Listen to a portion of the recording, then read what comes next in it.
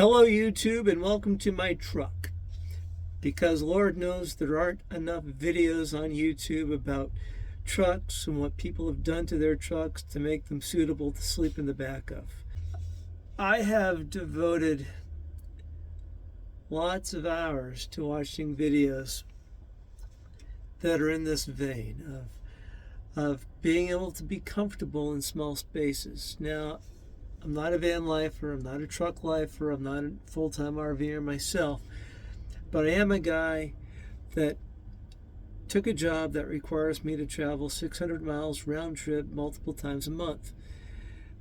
And so my needs are not go out in the bush and stay there for weeks. My needs are basically drive for a couple hours, get tired, pull over, take a nap, get back on the road, finish my drive home. So I only have to live in here for a couple hours at a time, or at most a full night with probably dinner the night before I go to bed and breakfast when I wake up. Even though I am fascinated by all of the elegant solutions that people have come up with for power generation and water and all the other, this truly only needed to be a bare bones setup. The truck is a 2018 Ram 1500 Ecodiesel crew cab 4-wheel drive. I love this truck. The truck I had before was also an Ecodiesel, but it was a base cab with the 8-foot bed. And what I find is I like the crew cab better. I've created a platform in the back that we used for the dogs. When we don't have the dogs, I use the crew cab to haul stuff, and that really keeps the bed of the truck clear for the camping application. The platform on the passenger seat is where the portable refrigerator goes. We have a 24-liter unit by Bougie RV. It's only got a single compartment, but it can function as either a refrigerator or a freezer. What I like about this setup is when it's riding up front, I can plug right into the electrical outlet that runs off the truck alternator, and then when the truck's not being driven, I can move the refrigerator into the bed of the pickup truck and use the battery bank to power it. This is the view of the living space. I made the floor out of 3/4-inch maple plywood.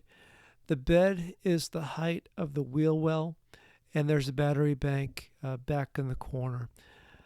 I took a yoga mat and I cut it to use just because it's easier on the knees when you got to be in there. And close to the right is the space heater that I'll talk about a little bit later. Looking at the bunk runs the length of the truck bed, so 66 inches. It is 30 inches wide, and like I said, it's the height of the wheel well, so in addition to the wheel well, it's held up with 5 legs, so 4 in each corner plus 1 on the inside, about halfway. I've got a 4-inch mattress that is wonderful. The brand name is FOAMA, F-O-A-M-A. It consists of 2 layers, 3 inches of firm memory foam, plus a squishy 1-inch layer of gel. Love this bed. And underneath the bunk, I thought about building a drawer, but I've decided that crates are good enough. The box you see on the right is my battery bank. My battery bank consists of 3 Group 29 lead-acid batteries. I used what I had on hand for this truck build, and that's what I had on hand. I had 2 lead-acid batteries that I was using for the camper, and a 3rd battery that I had on hand that I used for some other electrical stuff that I had around the house. I put these 3 batteries together in a battery bank. The box that I use is a collapsible plastic produce crate. I built a lid for it that has an extended lid so I get some shelf space on the top. And it works. It's not the most elegant thing in the world, but it provides the capacity that I need based on how I'm using the truck right now. Currently, I use an AC charger to recharge my batteries. The product that I use is the No Code Genius 5x3. And what that means is that this charger is able to charge the 3 batteries separately.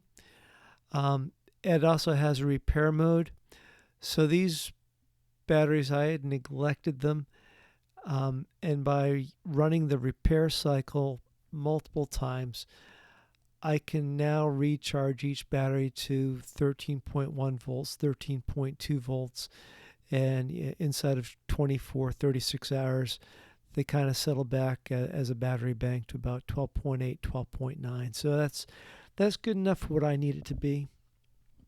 I added terminal switches to the batteries, and what that allows is when I'm using the charger, I can open the switches and charge each of the 3 batteries separately. And then when I want to employ the batteries as a single battery bank, I can close the switches, disconnect power to the charger, and I'm good to go. Beneath the battery bank, I have a Whistler 2000 watt inverter that I use to provide all of my 120 volt current. It's overkill for how I use the truck camper, but I also have some electrical tools that I use around the farm, and that's really why I got that 2000 watt inverter several years ago.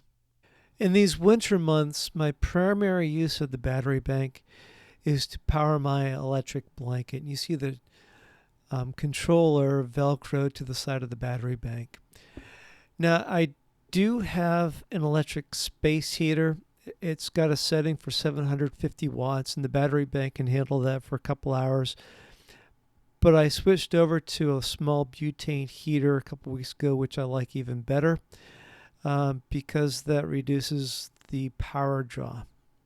And this is a look at my butane heater. This particular product is put up by Ecodiesel. It's a Korean company.